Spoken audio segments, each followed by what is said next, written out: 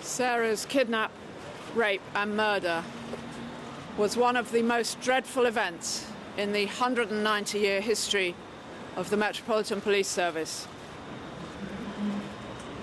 This hearing has revealed the full brutality of this man's crimes against Sarah.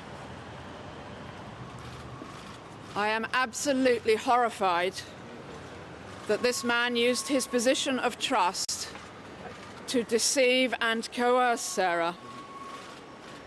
And I know you all are too. His actions were a gross betrayal of everything policing stands for. What he did was unthinkable and appalling. This man has brought shame on the Met. Speaking frankly, as an organisation, we have been rocked. I absolutely know that there are those who feel their trust in us is shaken.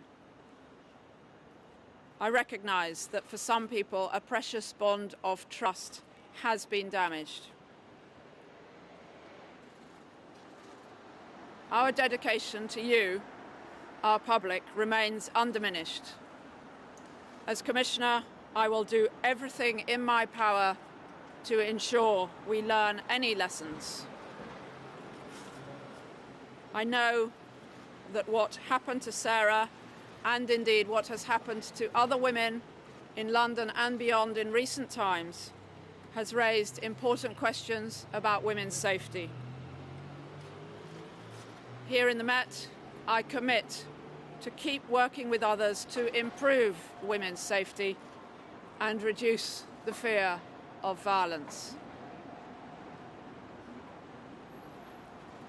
There are no words that can fully express the fury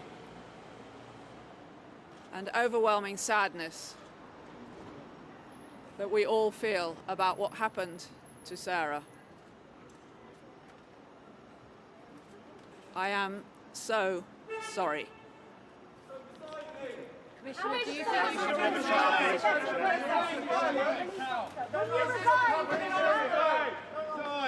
What we've heard today is sickening to everyone, and there are simply no words at all that can describe the appalling tragedy around Sarah Everard's murder. All our thoughts and our sympathy are with her family, and she's constantly in my thoughts as well. And in terms of the monster that has been convicted today, it is right that he has been given a whole life tariff, and with that he can never walk the streets of our country again.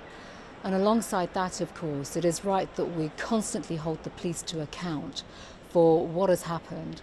And with regards to the whole issue around the fact that he was a serving police officer, which has been reflected upon in the judgment today, there are questions, serious questions that will need to be answered by the Metropolitan Police. And I would just say further to that, that from the very day that Sarah went missing, I had been clearly in contact with the Metropolitan Police and putting forward some questions around the conduct of the potential suspect at the time, and all the requirements and the checks that had or should have been put in place.